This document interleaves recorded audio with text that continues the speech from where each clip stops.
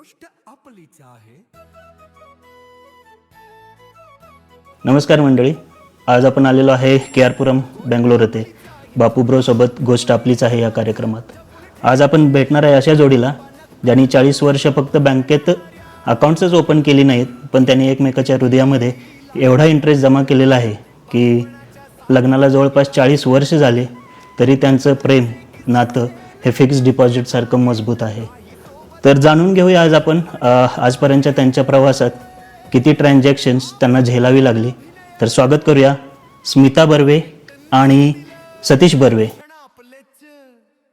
माझं शिक्षण म्हणाल तर बॉर्डर कर्नाटका महाराष्ट्र बॉर्डर गाव संकेश्वर, तसं छोटं गाव आहे, तालुका प्लेस पण नाही आहे, म्हणजे अशा ठिकाणी झालं शालेय शिक्षण आणि पुढचं BSc पर्यंत पण शिक्षण तिथेच झालं. मी तर पुण्याची आहे, जन्म शिक्षण सगळं पुण्यात. मी BCom केलं तिथून आणि अतिशय काय म्हणतात संरक्षित असं कोशात वाढलेली मुलगी होते मी माझ्या याची बाउंड्री सुद्धा ओलांडलेली नव्हती पेठेची. पुण्यात पेठ महत्वाची, शुक्रवार पेठ. मग एकदम ती बाउंड्री सोडून महाराष्ट्राची बाउंड्री सोडून कर्नाटकाच्या बाउंड्रीत कसं काय, कसं काय म्हणजे असं आहे की आणि दुसरे काय म्हणजे आता काय म्हणतात सोशल मीडिया आहे आपल्याकडे, व्हॉट्सअप असतात, फेसबुक वगैरे, त्यावेळेला तर ते काही नव्हतं काहीच नव्हतं. आजकाल एखादा फोटो आवडला की म्हणजे तुम्हाला माहिती असेलच, तरुण मुलं जातात DM मध्ये विचारतात जेवलीस का, तिथून मग काही जणांचा प्रवास सुरू होतो, तो इथपर्यंत पोहोचतो की मी आज जेवण बनवलंय, तू आज भांडी घास. असं तुमच्या वेळेला तर नव्हतं. मग तुमची ओळख भेट असं नाही. आता त्याचं असं आहे की जेव्हा मी म्हणजे माझं ग्रॅज्युएशन झालं आणि 2 बँकांमध्ये झालं होतं खरं तर, पण पहिली अपॉइंटमेंट मिळाली सिंडिकेट बँकेमध्ये. ओके. आणि पोस्टिंग आलं लोणावळा. आता लोणावळा नक्की कुठं इथपासून माझी जागा होती, कारण मुंबई वगैरे बघितलंच नव्हतं. मुलींनी नोकरी करावी किंवा काही माझ्यावर जबाबदारी असं काहीच नव्हतं. आणि मुळात वडिलांना तेच डायजेस्ट नाही झालं की माझी मुलगी नोकरीला जाणार आहे, पण त्यात सोलापूरला, तर ते म्हणजे इम्पॉसिबलच होती गोष्ट. बरोबर. पण कसं ना एक असं आपल्या आयुष्यात कोणी येतं, म्हणजे एक माझी आता ती मैत्रीण आहे, अगदी अनोळखी मुलगी होती ती आली आणि म्हटली मला लोणावळा मिळालंय, तुला लोणावळा चालत असेल तर हा अर्जावर सही कर. अच्छा. तिचं नाव सीमा ढेकणे, आताची करजगी. म्हणजे जर व्हायचं असेल तर कसंही होतं, त्याचं हे एक अगदी उत्तम उदाहरण आहे. आणि ती अर्ज पण लिहून घेऊन आली होती माझ्यासाठी, म्हणजे मी तेव्हापासून सही तयारीनेच ती आली होती, कारण तिच्याकडे तोच प्रॉब्लेम होता. तिलाही सोलापूर मिळालं होतं, आई वडील पाठवायला तयार नव्हते, पण लोणावळ्याला आणि एकीला दोघी आपण जाऊ अशा यांनी, आणि त्याप्रमाणे दादा तयार झाले. लोकलचा त्यांनी मला 8 दिवसाचा पास काढून दिला, कारण माझा स्वभाव असा होता की कुठलीही गोष्ट मी सातत्याने कधीही करत नव्हते. ओके. त्यामुळे मग म्हणले तू 8 दिवस जाऊन बघ. तर हेच होते आतमध्ये. म्हणजे तुमची एकदम स्क्रिप्ट जावेद अख्तरने असे दोघांसारखे. हा, म्हणजे आता कुठं आलं पाहिजे, की कोण एंट्री केला पाहिजे, मी आता पुढे येणार होतो, पण आता मी त्याचं उत्तर मला मिळालं. जरी तुम्ही नाही म्हटलं तरी. लव्ह मॅरेज की अरेंज मॅरेज? आता ह्याच्यात मी ऍड करते की त्यांचं लव्ह मॅरेज आणि माझं अरेंज मॅरेज. अच्छा. म्हणजे पुढाकार काकानेच घेतला? काकानीच घेतला म्हणण्यापेक्षा आता त्यांना माहित होतं ना माझं लग्न नाही झालंय, मला कसं कळणार त्यांचं लग्न झालंय की नाही. ओके. आणि त्यात मी अख्ख्या याच्यामध्ये एकच मुलगी होते, सगळे जेंट्स होते, त्यामुळे म्हणजे आता मी इतकी बोलते तेव्हा तोंडाला कुलूपच होतं. त्यामुळे ते लग्न नाही झालं कळेपर्यंत तर काय प्रश्नच नव्हता. तोपर्यंत त्यांना माहित असलं आहे की लग्न नाही झालं आणि डेट ऑफ बर्थ वगैरे ते सगळं असतं, त्यामुळे ते सगळं क्लिअर, त्यांच्या बाबतीत सगळं क्लिअर झालेलं होतं. त्यामुळे त्यांचं काय माहिती काढलेली अशी? नाही, माहिती फार काढली नव्हती, कारण खरं तर माहितीपेक्षा ना लोकांनी घाबरवलं. कारण यांच्या वडिलांचे जे मित्र आहेत त्यांचे मित्र जोशी म्हणून ते आमच्या बँकेतच होते. ओके. हा, त्यामुळे ते म्हणले बर्व्याले का नादाला लागू नकोस, ते शहरातले आणि काय मोठ्या घरचे आहे, तू उगाच काहीतरी विचारून हे करू नकोस, असं त्यांनी मला तेव्हा स्पष्ट सांगितलेलं होतं. त्यामुळे काय म्हणायचं मला तेव्हापासूनच घाबरतच विचारायचं होतं, तसं विचारलं होतं. मला वाटलं की तोपर्यंतच तुमच्या स्टोरीत काहीतरी इंटरेस्टिंग, ह्याच्या पुढे पण म्हणजे एकदम फिल्मी स्टाईल सगळं. मग घरी कोणी विचारलं पहिला? आमच्या घरी विचारायच्या अगोदर यांना विचारलं की नाही, आधी हिला सांगितलं की असं असं, म्हणजे तोही किस्सा वेगळा होता पण सांगू शकता जर नाही म्हणजे त्यावेळेला वडील आणि आई वडील आग्रह करत होते ना, आता मुली बघायला लाव वगैरे. 2-3 वर्ष झाली बँकेत लागून असं. मग तेव्हा त्यांनी एक मुलगी दाखवायला पण आली होती, मिरजेवरनं एक मुलगी आली होती पण. आणि तेव्हा मी जाऊन परत आलो ब्रांचला. तर मग असाच विषय निघाला होता की मी म्हटलं ती मुलगी दाखवायला आली होती, कशी होती असं विचारलं. मी म्हटलं तशी बरी होती. काय सांगितलं? काय नाही म्हटलं, निर्णय राखून ठेवलाय. म्हणजे का? मग सांगितलं की तुम्हाला विचारायचं होतं. आणि गंमत बघा, मी आहो म्हणत होतो. ओके. ती दुसरी जी स्टाफ होती तिला अगं तू म्हणत होतो, पण हिला दोघी एकाच वेळेला जॉईन झाल्या, पण हिला मी आहो म्हणत होतो आणि तिला अगं म्हणत होतो. आय डोंट नो का. तेव्हापासूनच ठरवलेलं की धाकात राहायचं आपल्याला हातच राहायचंय आयुष्य. आयुष्यभर. त्यामुळे तुमचं चांगलं होऊ दे, वाईट होऊ दे, तुम्ही येऊन सांगायला पाहिजे घरी. म्हणजे चुका असेल आम्ही शिक्षा देऊ, बरोबर असेल तर शाबासकी आम्ही देऊ. काय ते शेवटी घरची माणसं. म्हणजे हा एक संदेश या पुढच्या मुलांनाही होईल किंवा ते जे नवीन पालक आहेत त्यांच्यासाठीही होईल की त्यांचं ते क्लिअर इन्स्ट्रक्शन्स होते. मला असं सांगितलेलं आवडणार नाही की तुमची मुलगी त्या मुलाबरोबर कॉर्नरला उभी होती, मला आवडणार नाही. त्यामुळे मी लगेच यांनी जसं विचारलं घरी येऊन, असं काही घडलेलं नसल्यासारखं येऊन घरी दादांना सांगितलं की ते तुम्ही बर्वे तुम्हाला माहिती आहेत ना, त्यांनी मला जसं विचारलंय ह्याच शब्दात मी सांगितलं. त्याच्यावर त्यांनी विचारलं तुझं काय म्हणणं आहे? म्हटलं माझं अजून काहीच म्हणणं नाहीये, कारण ते अजून डायजेस्टच माझं काही झालेलं नाहीये. आणि एक खात्री होती की आई वडील नक्कीच चांगलं करते. म्हणजे पहिल्यापासूनच त्यांचं ते हे होतं की पैसा वगैरे सगळा येतो जातो, पण माणसं किंवा मूल्य जी असतात ती जास्ती महत्वाची आहेत. तर मग सगळ्यांनी सांगितलं बर्वे बर्वे आहेत. तो 1 जुलै 84 जॉईन झाली. 30 ऑक्टोबरला मी विचारलं होतं. 20 डिसेंबरला आमचा साखरपुडा झाला आणि 24 फेब्रुवारीला लग्न झालं. आता पुढल्या आठवड्यात आमचं अॅनिव्हर्सरी आहेच. हो, 24 तारखेला. 24 पण बँकेत एवढे लवकर चेक पण क्लिअर होत नव्हता होत तेव्हा. अगदी बरोबर आहे. एवढं तुम्ही फास्ट मध्ये घेतले. ह्यांना बघणं, विचारणं, लग्न, साखरपुडा, लग्न, 2 मुलं, एवढे फास्ट. पण बँकेत आलं की तुम्ही 3 ते 4 आमचा लंच ब्रेक आहे तो वगैरे सगळं. पण लाईफ मध्ये नो ब्रेक. 2 मुलं जुळी, त्याची चॅलेंजेस कसे आहेत? ही चॅलेंजेस होतीच. चॅलेंजेस होतीच. आणि दुसरं काय होतं की तेव्हा एवढं प्रोफेशनल पाळणाघर नव्हतं. बरोबर. हा, घरगुती म्हणजे ज्याला काही जमत नाही तो पाळणाघर चालवेल असं कन्सेप्ट होता ते. आणि दुसरी गोष्ट ही प्रिमॅच्युअर असल्यामुळे जे वर्षाची झाली तरी ही चालत नव्हती, बसत नव्हती. आणि डॉक्टर कायम धीर देत होते. एक सुदैवाने सगळीकडे चांगली लोक भेटली ज्यांनी घाबरून नाही टाकला, आधार दिला. डॉक्टर म्हणले जुळी आहेत, 2-3 वर्ष वाट पाहा, तेवढं सहन करा, ती नॉर्मल होतील. आणि ते आता म्हणजे प्रूव्ह पण झालं. त्यामुळे ती चॅलेंजेस होती. आणि मुळात ते 8ला जायचं, त्याच्या आधी आम्हाला त्यांना पाळणाघरात सोडायला लागायचं, कारण दोन्ही मुलं आणि त्यांची बॅग मी नाही नेऊ शकायची. त्याच्यानंतर मग मी हे गेले की मग माझी बॅग 9ची होती, मी 8:30ला घरात निघायची. मधल्या वेळात 8 ते 8:30 माझा आवरून त्यांचा डबा मला पाळणाघरात पोहोचवायला लागला. आणि मग येताना मात्र खूप पंचायत व्हायची, कारण मी पुढे यायची, माझी 9 ते 4 ब्रांच, यांना यायला वेळ असायचा. पण मुलांना काही माल तिथे मी घरात आल्यावर मुलं घरात पाहिजे, त्यामुळे मग मी दोघांना घेऊन यायची. ते बिचारी आपली आपली बाटली धरायचे, एका हाताने दोन्हीकडे 2 मुलं आणि पिशवी, असं मी ते घेऊन यायची. मी येईपर्यंत ते मांडीवर असायची. मी आल्यानंतर ही काय पुढचं काम करणार असं. आता सारखं जॉब मिळायचे चेंज करण्याचं तेव्हा तसं नव्हतं. एकतर बँकेतला जॉब हा फुल सिक्युअर्ड मानला जायचा, व्हाईट कॉलर जॉब होता असं.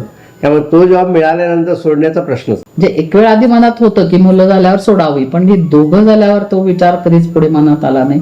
गरज होती म्हणून. आणि दुसरी गोष्ट, आम्ही जे काय शनिवारी हे नॉर्मल डे सारखे हाफ डे म्हणून नॉर्मल घरी यायचे, त्यानंतर मात्र आम्ही कम्प्लीट मुलांबरोबर असायचो. 2 मुलांच्या मध्ये जास्त त्रास दिला कोणीच नाही दिला. समजूतदार आहेत पहिल्यापासूनच, काहीच नाही. दोघांच्यातनं जास्त समजूतदार कोण? हर्षद. हे बघ, कारण तो समजूतदार म्हणजे कसं, तो इव्हन काळजी घेणारा पण होता. आता बहिणीची पण काळजी तशी घ्यायचा. आता खरं वयाने दोघं एकच, पण त्याचे काही असे बेसिक न बोलतावाले फंडे होते. मी तर पटोपटत तरी फिरणं वगैरे झालं. काय, मी लोणावळ्यानंतर म्हणजे ही पुण्यात आणि मी लोणावळ्यात, पण नंतर माझी बदली चिंचवडला झाली. म्हटलं हुश, आपण आता एकत्र आहोत. पण 2 वर्षातच प्रमोशन झालं आणि मी गेलो आंध्रमध्ये. आंध्रमध्ये सुद्धा ओंगोल डिस्ट्रिक्ट म्हणजे प्रकाशम डिस्ट्रिक्ट, जो हैदराबाद पासून 13 तास त्यावेळेला बसनं हैदराबाद पासून लागायचे. पण त्या गावात राहण्यासारखं नव्हतं, म्हणून आमचं तिथला जो मॅनेजर होता तो त्याच गावात राहायचा, कनिगिरी म्हणून. तो म्हटला तू पण इथेच राहा. मग तिथे राहिलो आणि म्हटलं आता मी फोन करून येतो. म्हणलं फोन कुठं करणार, कोणाला करणार? म्हणजे मिसेसला सांगायला पाहिजे ना पोहोचलो म्हणून. गावात कुठंच फोन नाही आहे, बापरे. गावात फोनच नाही आहे. मग म्हटलं मग काय नाही, फोन करायचा असेल तर 70 किलोमीटर जायचं, ओंगोलवरनं फोन करायचा. रिटायरमेंट नंतर काय काय म्हणजे असतं ना आपल्याला का माझं हे करून करायचं राहून गेलं वगैरे, मग ते काय काय हॉबीज जेव्हा इमिजिएट रिटायरमेंट नंतर तर नातीची काळजी होती म्हणून तर रिटायरमेंट घेतली होती. आणि ते कुठेतरी आता पहिलं आपण बोललोच त्याप्रमाणे जे मुलांचे जे हाल झाले ते मला म्हणजे मला सायकोलॉजिकल ते पटलंच नाही की माझ्या नातवंडांचे तर काय होणार माहित नसतं, नातवंडांचे ते हाल होतील आणि ते मला म्हणजे नाही डायजेस्ट झालं. त्याच्यामुळे मी तो निर्णय घेतला. आणि एक असं होतं की कुठेतरी एक माणसाने थांबायला पाहिजे. पण तुम्ही रिटायरमेंटचा विषय काढला तर माझ्या रिटायरमेंट नंतर हिला जास्त काळजी होती की त्याला दिवसभर कसं बघायचं, कारण फक्त जो माणूस झोपायपुरतं घरी येतो त्याला मी दिवसभर कसं बघायचं, ते कसं बघायचं आणि हा दिवसभर काय करणार. ते मात्र मी मान्य करतो की मी बँकेच्या कामापुढं घरच्या याला प्रायोरिटी कमी दिली, खूपच कमी दिली, खूपच दिलीच नाही म्हटलं आणि तरी. ह्या सगळ्या असल्या किस्स्यांच्यामुळेच आपल्या कार्यक्रमाचं नाव आहे की गोष्ट आपलीच आहे. खरंय. तरी तुम्ही सांगत असाल तर इथे जे कोण बघतात आपला कार्यक्रम त्यांच्या कुणाच्या ना कुणाच्या घरात कुणाच्या किस्सा झालेला खरंय. असणारच की हा माझा पण हा असाच आहे कामाच्या वेळेला. आता मग अशी तुम्ही म्हटलात नातवंडांचं वगैरे, सो तुमच्या वेळेचं जे मुलांचं संगोपन वगैरे होतं, फरक काय वाटतं, सोपं कोणतं वाटतं? नाही, आता म्हणजे आता ना ती बोलायची असते. कारण प्रत्येक याची चॅलेंजेस वेगळी असतात. आताही आहे, तेव्हाही होती, पण आताचं लाईफ खूप सोपं झालंय. छान आहे, म्हणजे त्यांचं आवडतं मला, त्यांचंही जे काय ज्या पद्धतीने ते संगोपन करतात. थोडे डॅशिंग पण आहेत. आम्ही खूप घाबरत होतो मुलं वाढवताना, सारखं काय होईल भीती होती. ही मुलं डॅशिंग आहेत, छान वाढवतात, आवडतं. म्हणजे मला नवीन पिढीचं पण संगोपन बघायला आवडतं. तुम्हाला एक संधी देतो की तुम्हाला जर कुणाला थँक्यू म्हणायचं असेल की ज्यांनी तुमच्यासाठी काही उभे राहिले वगैरे काय असेल. थँक्यू तर सगळ्यांनाच म्हणावं लागेल. माझ्या आजीची मला खूप आठवण येते, कारण ती होती म्हणूनच. कसं असताना मी मोठी आहे घरात, त्यामुळे माझी आई येऊ शकायची नाही. ती म्हणायची तू माझ्या घरी ये, मी बघते मुलांना, कारण घर मोठं कुटुंब होतं, प्रश्न नव्हता. पण सगळ्या वेळी असं नसतं ना की माहेरीच जाऊन, तेव्हा तो काळही तसा नव्हता की मी माहेरी जाऊन राहिली. म्हणजे आजी माझी कायम माझ्या बरोबर होती. मी तिची अतिशय लाडकी आणि मुलं पण तिची अतिशय लाडकी होती. त्याच्याबरोबरच देव आहे, आई वडील आहेत, हे समस्त माझी जी कुटुंब म्हणा, म्हणजे मी आपली जी मित्रमैत्रिणींना एक कुटुंबच म्हणते. त्यामुळे मी सगळ्यांनाच थँक्यू म्हणते. आणि तसं मी वडिलांना पण माझ्या म्हणजे आमचे खूप फ्रेंडली होतो, आमचं जे रिलेशन होतं. त्यामुळे आई तर खूप लवकर गेली, तिच्याशी एवढं नाही बोलणं झालं. पण वडिलांशी मी खूप बोलायचे, खूप एकदम म्हणजे मित्रापेक्षा पण मला वडील जास्त होते. मी तर खूप वेळा आम्ही म्हटलं की थँक्यू, पण आज पुन्हा एकदा खूप थँक्यू. बेसिकली आमच्या आई वडिलांची पुण्याई ती होतीच, त्यामुळे आम्हाला एवढं पुढे यश मिळालं. आणि तसंच सासू सासरे म्हणा आणि इतर पण जे काही आजूबाजूला लोक होते, सगळ्यांची मदत झाली. छान आहे. म्हणजे आज मी very happy about my life. काय जे असेल तुमच्या डोळ्यात पाणी बघून मला जाणवलं किती क्लोज तुम्ही Yes, yes. आजी वडील यांच्या बरोबर आहेत. विषय नाही आनंदाचे अश्रू आहेत, त्यामुळे वातावरण चेंज करूया. Correct. थोडा एक छोटासा गेम खेळूया. मी तुम्हाला 5 प्रश्न विचारणार आहे जे काकांच्या बद्दलचे असतील, जे तुम्ही सांगायचे आहेत. बघा आता 40 वर्ष 24 फेब्रुवारीला 41 पूर्ण होतील. आणि 24 फेब्रुवारीला ज्यांचे अॅनिव्हर्सरी असतात ते मला वाटतं लकी असतात. त्यातले कारण मी पण तुम्ही पण एक आहात. आणखी खरंच आहे की माझा पुण्याचा शेजारचा आहे, त्याला मी मोठा आहे, माझा भाऊ म्हणायचे नाही आता तो, त्याचे 24 फेब्रुवारी, त्याचं पण असं एकदम हॅपी सगळं असं. तुमच्याच एवढे आम्ही पण अगदी जाऊ हे Yes. आशीर्वाद. येस. तुम्ही आणि काकांनी बघितलेला पहिला सिनेमा? सागर. भारीच आहे, बरोबर आहे. तुमच्या लग्नाची तारीख आता तर ती आपण बघू. 24 फेब्रुवारी. वेळ आणि कुठल्या कार्यालयात लग्न झालं होतं त्याचं नाव आठवतंय का? हो, नाव आठवते. 12 वाजून असं काहीतरी मुहूर्त होता. 24 फेब्रुवारी सगळे 12 वाजून 45 मिनिटं आमचा पण त्याच दरम्यान होता म्हणून म्हटलं असं 12 वाजणार पुढे म्हणून खरंच विसरले मी. पुण्यातीलच ना? पुण्यातच की नारायण पेठेत होतं कार्यालय, ते सगळं पुणे मराठी ग्रंथालयाच्या बाजूला होतं, फक्त आता नाव एकदम तिला आठवत नाही. हरिभुवन. हरिभुवनचं. काकांचा आवडता सण कोणता? सण हम्म. काय खास काय नाही, सगळे करतो. काकांनी गणपती आणि दिवाळी दिलेत. काकांची नोकरीनिमित्त किती ठिकाणी बदली झाली अंदाजे? 5 ठिकाणी झाल्या. अच्छा, म्हणजे ते 6वं ठिकाण मगाशी मी म्हंटल की स्टोरी केलेली ते काकांनी 6 दिले. 6 दिले का? टोटल ठिकाण हा ठीक. आवडता पदार्थ? सगळे गोड पदार्थ, तूप साखरेपासून बरोबर. रबडी, काय ते बंगाली मिठाई, गोड साखर ज्यात आहे तो पदार्थ त्यांचा आवडता. त्यांनी साखर किंवा गुळ म्हणजे. उत्तर लिहिले काहीही गोड. रॅपिड फायर आहे, ज्याचं नाव आहे खरं खुरं. उत्तर आपापली एकत्र द्यायला पाहिजे असं काही नाही, फक्त एकमत होईल असं आपण. कारण आपण एवढ्या छान गप्पा मारल्या तर शेवटच्या याच्यामुळं मी घरी जाणार आहे. घरातला खरा बँक मॅनेजर कोण आहे? ती म्हणजे ऐकायलाच लागतं म्हणून की नाही आम्ही ना- ती बॉन्ड मॅनेजर आहे त्याच्या. ते डिक्लेअर करतात आपण कार घ्यायचे, मग तर फायनान्स मी बघायचं त्याचा. साईन्स फायनल सायन्स तुमच्या असं. टीव्हीचा रिमोट कोणाकडे असतो? माझ्याकडे. गळ्यात घातला नाही माझं नशीब. पार्टनरची एक सवय जी लगेच बदलायला हवी असं वाटतं तुम्हाला त्यांच्याबद्दल असेल, तुम्हाला ह्यांच्या तिच्याबद्दल अशी कुठली नाही एक दिन बदलायला पाहिजे वगैरे. आणि आधी मी चिडकी होते ते आता मी शांत पण झाले, त्यामुळे तो पण मुद्दा गेला. आणि बदलणार पण नाही ना. आता बदलून तरी काय. काय म्हणजे म्हणून भांडणात मुद्दा सोडून जुने विषय कोण काढत? मी त्यांच्या काढायला काही जात नाही. ते भांडायलाही जात नाहीत, ते विषयही काढायला जात नाहीत, आणि त्यांच्या लक्षातही काही नसतं. पार्टनरचं गुपित टॅलेंट काय आहे? मी म्हणजे काय असं गुपित टॅलेंट काही नाही, आणि ती मल्टी टॅलेंटेड आहे. हा ते आहेच, त्यांचा उत्साह एनर्जी नेक्स्ट लेवल. आणि माझ्या बाबतीत मी मल्टी टॅलेंटेड नाही आहे. आता हे कॅलिग्राफी आत्ता शिकले, म्हणजे त्यांना आवड खूप होती, करत पण होते, पण म्हणजे ते नसते गेले तरी ते करतच होते. आमचे आजी आजोबा आम्हाला खूप मदत करतात. सतीअबा तर मला ड्रॉइंग काढायला शिकवतात, कॅलिग्राफी कशी करायची, आणि ड्रॉइंग पण करतात माझ्यासाठी. आणि गोष्टी पण सांगतात, आणि आम्ही त्यांच्यावर खूप प्रँक्स पण करतो. आणि आता मला गोष्टी सांगते, भांडणं मिटवते. मावशी आणि काका, तुम्हाला एक माझ्याकडनं मोठं थँक्यू आमच्याकडनं.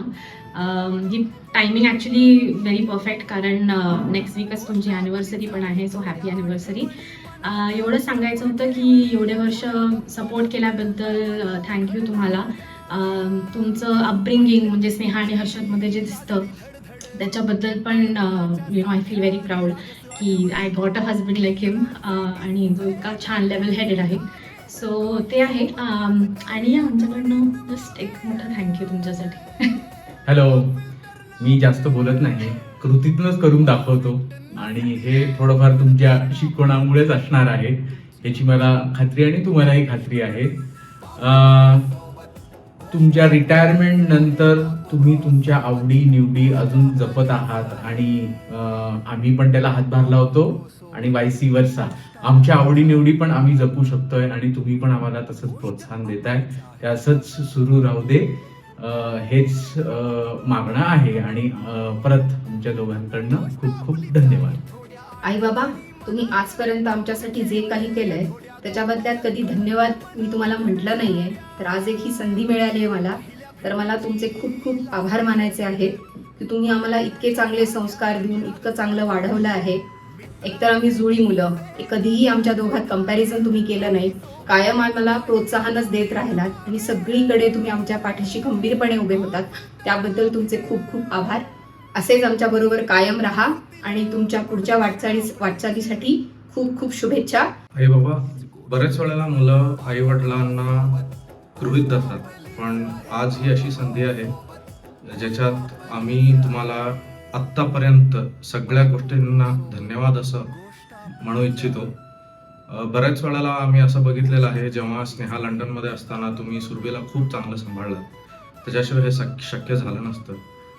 कोविडच्या वेळेला वर्क फ्रॉम होम म्हणून असताना सुरभी जवळजवळ 1 वर्ष तुमच्याबरोबर होती. आणि आम्हाला जेव्हा जेव्हा बऱ्याच वेळेला होत नाही किंवा कष्ट असताना तुम्ही सातत्याने आमच्या बरोबर होतात. हे 5-10 मिनिटं खरं तर पुरे नाही आहेत, पण आत्तापर्यंत आमच्याकडून जे काही चूक झाली असेल तर क्षमा असावी आणि आम्हाला तुमचे लहान मुलं म्हणून आम्हाला माफ करा आणि ह्यानंतरच्या पुढच्या आयुष्याला तुम्हाला ऑल द बेस्ट.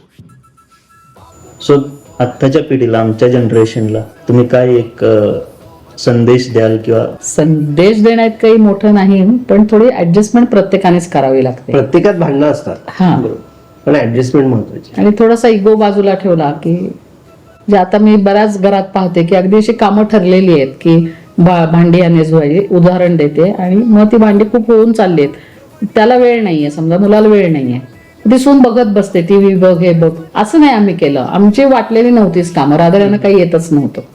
पण असं नाही करायचं. शेवटी 2 माणसं आहेत, ती दोघांनी मिळून 100% व्हावं असं माझं मत. जर तुम्ही मिळून 100% झाला तर हे घटस्फोटाची वेळच येणार नाही. तेवढं थोडंसं ऍडजस्ट करावं, दोघांनी करावं. ऑफकोर्स मुलीने करावं, मुलाने करावं, हा मुद्दाच नाहीये त्याच्यात. आणि माझं मत आहे की हे पती पत्नी हे सगळ्यात सुंदर नातं आहे, कारण त्यातनंच पुढची नाती निर्माण होतात. एक तर पत्रिका एवढी खोलात जाऊन बघू नये. आता आमची पत्रिका जुळलीच नव्हती, कारण मुळात गोत्रच जुळत नाही. ओके. त्यामुळे पत्रिका आम्ही बघितली नाही. पण त्या काळी हिच्या वडिलांनी सांगितलं की तुम्ही ब्लड टेस्ट करा.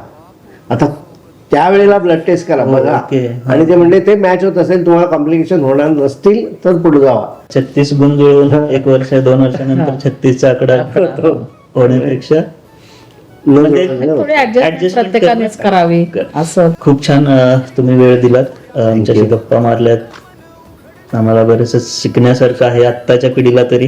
नक्कीच. तुमचेही धन्यवाद, कारण अशी संधी आम्हाला तरी कधी मिळाली असती. आणि रादर आम्ही काळात जाऊन आले. तेच प्रयत्न आमचे चालू आहेत की तुमच्या ज्या आठवणी आहेत त्या कुठेतरी साठवून राहतील. कार्यक्रम कसा वाटला हे नक्की सांगा, आणि पुढच्या भागात भेटूया पुढच्या गोष्टीसहित नवीन ठिकाणी. तोपर्यंत धन्यवाद.